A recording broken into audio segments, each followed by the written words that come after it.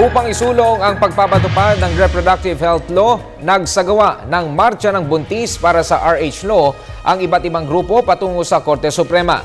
Sa open letter ng International Youth Council Pilipinas, hinikayat ng grupo si Supreme Court Chief Justice Maria Lourdes Sereno na alisin na ang TRO sa naturang batas upang maprotektahan ang karapatan at kalusugan ng mga kababaihan.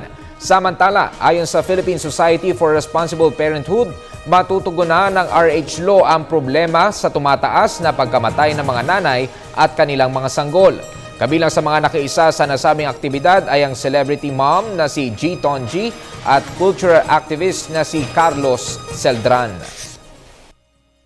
Ipaalam namin sa mga Supreme Court Justices yung urgent na pangangailangan ng Reproductive Health Law para matigil yung pagkakamatay ng kababaihan at yung kanilang mga sanggol at para magkaroon ng mas maliwanag na kinabukasan para sa kabataan na ngayon ay maraming nabubuntis.